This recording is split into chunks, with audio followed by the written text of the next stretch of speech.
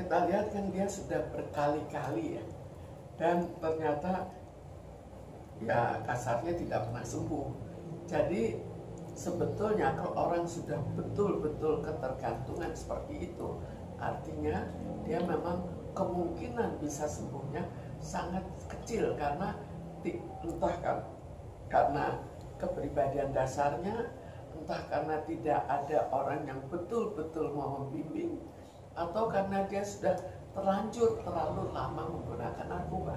Kita tidak tahu. Dan lingkungannya juga, apakah dia terlalu banyak orang yang mengajak dia untuk memakai narkoba. Itu semua kita lihat apa yang sebenarnya terjadi. Tapi yang kita lihat hasil akhirnya adalah bahwa Ahmad Joni tetap tidak mau melepaskan narkobanya. Masih kecanduan ya, belum sembuh. Masih kecanduan, dan kalau sudah terlalu lama itu sulit diharapkan untuk bisa sembuhnya. Kecuali kalau kita lihat terlalu lama dia terus saja mencoba untuk memperbaiki diri, tapi ini kan tidak kelihatan upaya untuk memperbaiki dirinya. 4 kali mungkin diartikannya tidak kapok atau seperti apa sih? Ya tidak berhasil, atau barangkali motivasi untuk lepas juga tidak ada. Dia lebih baik biarkan saja pakai narkoba karena narkoba menyenangkan, kan bisa saja. Ini juga kan banyak yang bilang faktor ekonomi nih, dia mengedarkan narkoba di lapas. Seperti apa mungkin? Sekarang kalau sebetulnya bukan faktor ekonomi.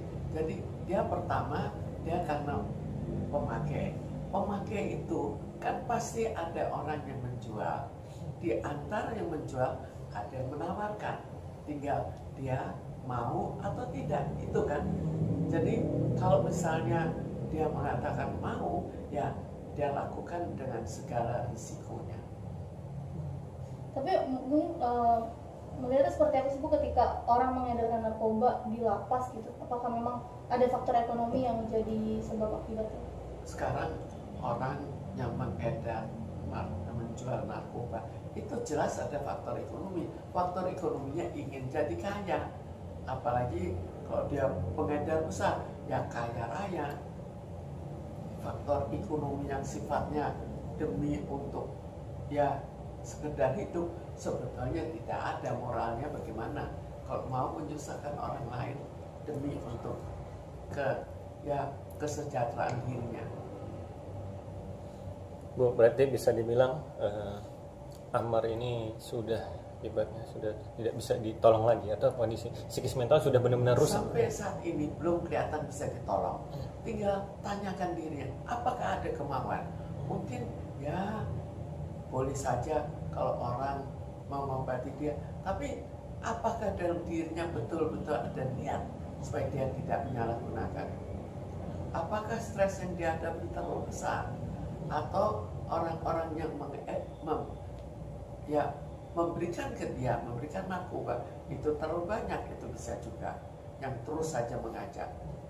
Karena kan ini bisa dibilang sudah 4 kali Bu Ammar kena kayak gini lagi. Karena tertangkap. sudah 4 kali itu ya, dan sudah sangat lama kan, jadi rasanya sudah susah, dan rasanya tidak ada betul-betul keinginan untuk melepaskan narkobanya. Tidak menyesal, bisa dibilang seperti itu maksudnya?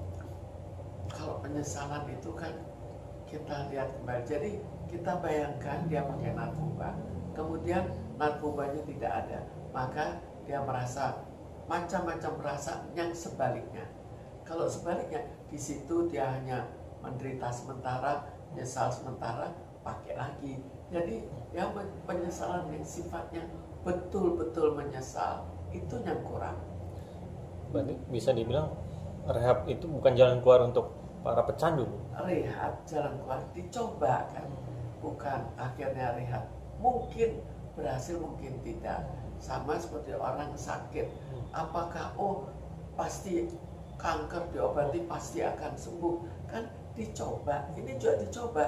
Dan percobaan pada pemakai narkoba itu harus ada segi mental bagi yang memang ingin memperbaiki dirinya.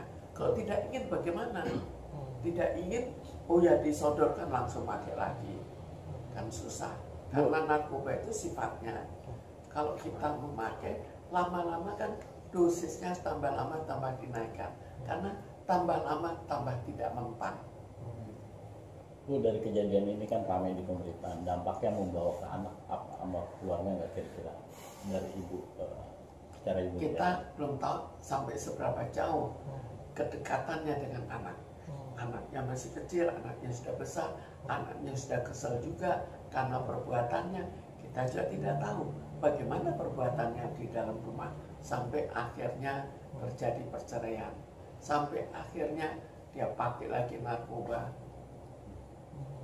Dari psikisnya Amar terganggu nggak, Bu? Maksudnya dari sel ini dipindahin ke Nusa Kambangan kan udah. Sekarang kita lihat kembali ya, dia akhirnya menjadi pengedar. Kalau sampai pengedar ke Nusa Kambangan, itu artinya dia sudah taraf yang sangat berat. Karena kalau memang sudah taraf yang sangat berat, ya sudah pantas saja pakai Nusa Kambangan, karena daripada dia mengedarkan terus, lebih banyak lagi orang yang menjadi penyalahguna narkoba. Karir keartisannya hancur dong ya. Bagaimana? Karir keartisannya hancur ya dengan. Jadi ya karyanya tanpa ini pun kalau terus menggunakan narkoba itu tetap hancur. Cuma kalau hanya narkoba mestinya diberikan kesempatan untuk rehabilitasi. Tapi kalau sudah pengedar, bagaimana diberi kesempatan? Karena dia merusak dan orang lain akan jadi pemakai kan. Itu kan dia cari pemakai. Kalau dapat pemakai, ya membuat pemakai itu tetap memakai.